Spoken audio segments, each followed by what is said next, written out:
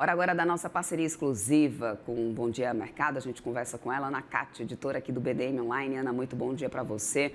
Atualiza para a gente os destaques aí da Rosa Riscala para essa sexta-feira. Bom dia, Débora.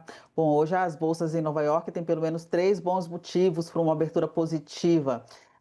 Tem a Apple, a Amazon, além da Netflix também, que surpreendeu com o desdobramento de ações na proporção de 10 para 1. Os papéis avançaram no pós-mercado, a Amazon chegou a subir 13% após o balanço e há pouco os futuros indicavam alta de mais de 1% para a Nasdaq. Tanto os balanços da Apple quanto da Amazon agradaram os investidores com resultados acima do esperado. A Apple superou a expectativa de lucro, que foi de 1,85 dólares por ação, e a receita atingiu recorde, foi de mais de 100 bilhões de dólares, contando aí com a ajuda do iPhone 17 e um recorde histórico no segmento de serviços. Além disso, também agradou a abordagem mais modesta da Apple com a IA, na contramão de outras grandes empresas de tecnologia que estão correndo para construir enormes centros de dados. Isso não prejudicou, pelo menos ainda não, as vendas dos aparelhos. O lucro da Amazon disparou 38,5%, ficou em 1 dólar e 95 por ação, também acima do previsto, com crescimento de vendas líquidas de 13%, atingindo 180 bilhões de dólares. O destaque foi o crescimento do negócio de computação em nuvem, acima do previsto. O Ibovespa também deve se beneficiar hoje do balanço da Vale, que tem o maior peso na carteira. O ADR da Vale fechou em Nova York em alta de 0,84%, após o lucro de quase 12% acima do consenso e 11% maior do que os resultados de um ano antes. A Vale entregou resultados operacionais e financeiros mais fortes por causa do minério, por causa da contenção de custo e a geração robusta de caixa. E também avançou na redução de despesas ligadas a Brumadinho. A Vale comentará os resultados trimestrais em uma teleconferência aos investidores marcada para as 11 horas da manhã. Débora. Pois é, e a gente sabe que tanto os balanços como também essa questão de política monetária e comercial, isso tem movimentado bastante os mercados. Quais novidades que a gente tem sobre esses temas hoje, Ana? A gente chegou a comentar ontem, que o acordo entre Estados Unidos e China foi mais uma trégua do que um acordo. Dois assuntos ficaram em aberto, foram o superchip da NVIDIA, o Blackwell, que ainda não foi liberado para a China e isso é bastante esperado. E também o futuro do TikTok nos Estados Unidos. Mas o secretário do Tesouro, Scott Bessent, adiantou em uma entrevista à Fox que o acordo do TikTok deve ser assinado, sim, já na próxima semana. Vale também mencionar que esse acordo entre Estados Unidos e China não deve enfraquecer a posição do Brasil pela reversão das tarifas de 50%, já que os Estados Unidos precisam encontrar novos fornecedores para dependerem menos da China.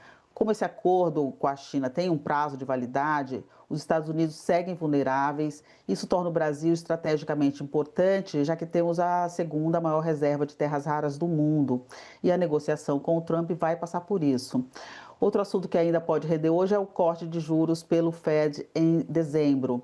A postura mais conservadora do Banco Central Americano apoiou o dólar ontem globalmente e voltou a ser criticada pelo governo dos Estados Unidos.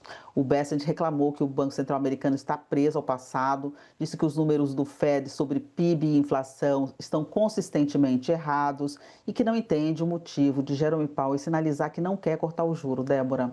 Pois é, e aí segue esse entrave, essa rusga entre a Casa Branca e o Banco Central Americano, como a gente já tem acompanhado, Mas em relação também à agenda do dia, quais são os grandes destaques dessa sexta-feira? Porque temos dados importantes aqui no Brasil, Ana?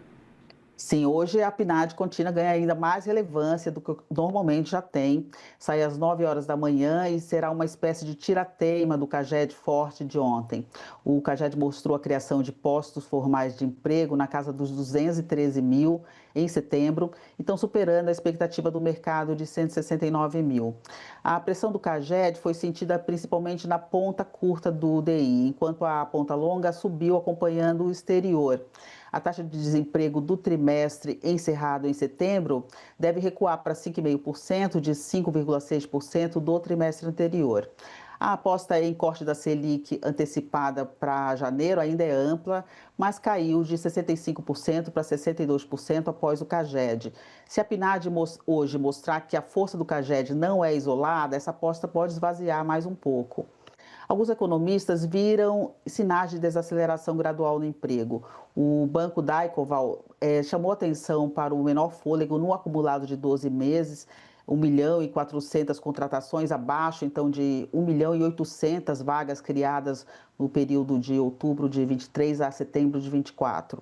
O Bradesco também viu moderação por causa da média trimestral de postos criados, que foi de 77 mil, portanto abaixo dos cerca de 100 mil que são necessários para manter a taxa de desemprego estável.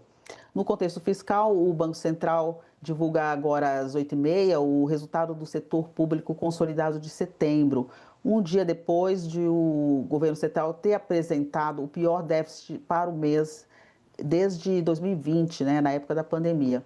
Na agenda americana, o destaque é o PMI de outubro do ISM Chicago, que sai às 10h45, Débora. É isso, e a gente segue acompanhando e atualizando aqui na nossa programação. Ana, muito obrigada pelas atualizações. Uma ótima sexta-feira para você. Bom final de semana. Obrigada, Débora. Bom fim de semana para você também. Até mais. Tchau, tchau. Tchau, tchau.